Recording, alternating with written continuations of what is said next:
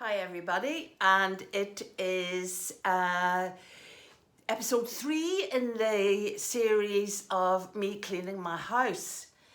I know for some of you this is probably not the most riveting thing you're going to watch today, but I committed to it, and my Auntie Evelyn will be most disappointed if I didn't carry on. But anyway, this week it was the bedroom. 7 hours I spent of my life in that bedroom. I'll tell you now, this woman was not born to clean. Although that's a bit of a joke as well, because, would you believe it, I have repetitive strain in my arm from when I used to work for a lovely lady. I went to her house and used to clean every morning for her, which meant I was hoovering every day. And this is somebody who hates cleaning. Anyway, I started off with a beautiful cloth and ended up with this. This is the amount of work that went into the cleaning. And the series is about what I find that absolutely gobsmacks me in the rooms that I clean. And for those of you who may or may not know, about 4 years ago, I moved house. Now, when you move house and you downsize, you get rid of stuff. So I got rid of 3 medium-sized skips full of stuff. 15 boxes of books went to the charity shop. We were on first name terms at the charity shop. They got to know me that well. Numerous trips to the tip, and gave away a pile of stuff. And here I am thinking I will have very little that needs to go. Well, I ate my words. You think in your bedroom, where you sleep, you wouldn't have that kind of stuff that you don't need. But and I had to say I whispered a little message to my dad during the week, and I said, I'm so sorry I accused you of hoarding empty boxes, because I do. This is in the bedroom. 1 box, 2 box, 3 box, 4 box, 5 box, 6 box. Empty boxes. They do have instructions in them. Some of them I've no idea what the instructions for. But last night I woke up in the middle of the night and I started to think about empty boxes. The world is divided into, as we know, the haves and the have-nots. Those that have empty boxes and those that have not. What a world they must live in. But then I started to think about my dad and his empty boxes, and I wondered if his dad had empty boxes. And I just suddenly realised that whole generation of grandparents, my grandparents, never had empty boxes. They didn't get things delivered to their doors in boxes. They didn't have empty boxes. And I've really started to get a bit sentimental, and I started to feel a bit sorry for them.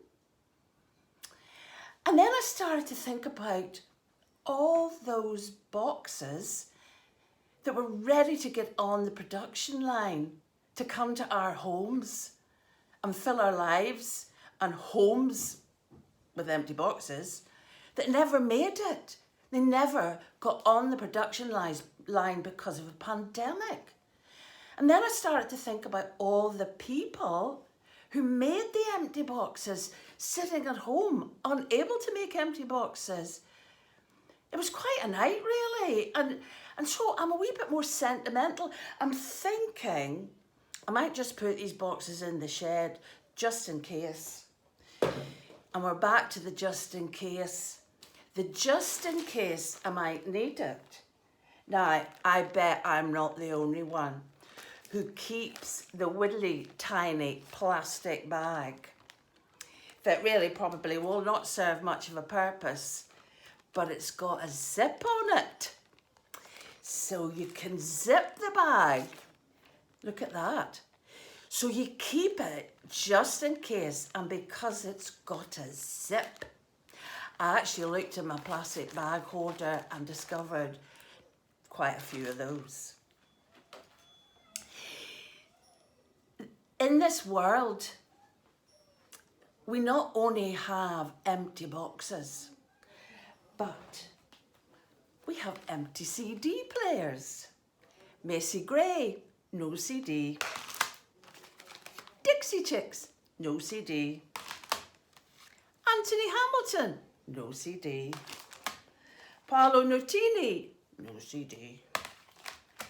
And Dixie Chicks again, no CD. So where are the CDs? In an empty box somewhere.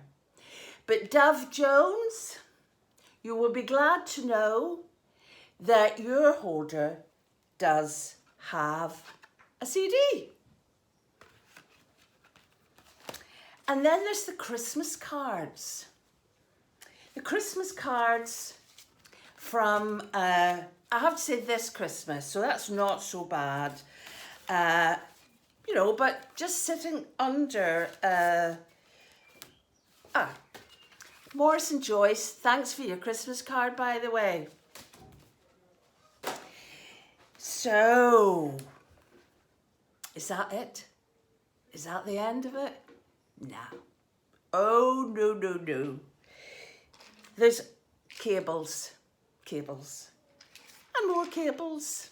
Yep, cables in every room. In fact, I didn't find any in the bathroom, did I? And of course, I've put all the cables in a box in the shed, just in case. Then I came across this. So, a bag of buttons. Nothing odd about that. Maybe not in your bedroom, but still a bag of buttons. And then I came across this. This is wire. This is all wire and beads and buttons. And I hadn't finished it. So I took the buttons out. You can see them here. Little buttons. Took the buttons out and finished off whatever it is that I was making. I don't recall because I started it 15 years ago. But I'm glad I cleaned the bedroom because I got this finished at last. So this is going in the garden, hanging up in the dazzling sunlight. And finally, now we all have these, don't we? A set of keys, which you have absolutely no idea what they're for, what they fitted, that you've probably been carrying about for 20 odd years, just in case. And then finally a pile of receipts, which tell me that Anthony from PC World in August, I was going to say 1918, but it's not that old, no, neither am I. Back in August 2018, sold me a ink cartridge for my computer. Thank you, Anthony. I wonder if you're still at PC World or have you been furloughed? And then, this is a find. Now, I don't mind admitting to this one. This is an interesting find. Under the bed. And I might just say, under the bed wasn't too bad. Only 20 tissues. I forgot to bring them down. And in fact, I might have thrown them in the bin. So, but under the bed was this. Now, look at that. It's got two sides to it. Now, what it says, God save the Queen. She's been under my bed for a couple of years at least, God save her. But it says on it £5, Coronation Jubilee. So this is £5 coin. I wonder how many are out there.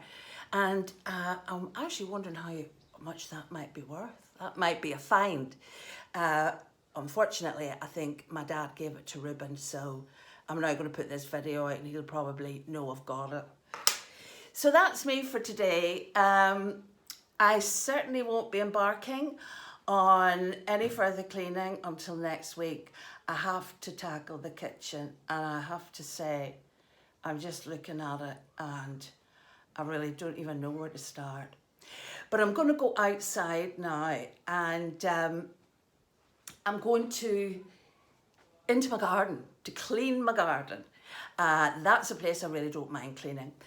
But I've been sitting in the garden listening to the birds and rejoicing in their song and celebrating the fact that they've reclaimed the skies, and feeding them and watching them mate, and just really taking them to my heart until this morning when I discovered the wee feckers have eaten all my peas and disturbed my salad.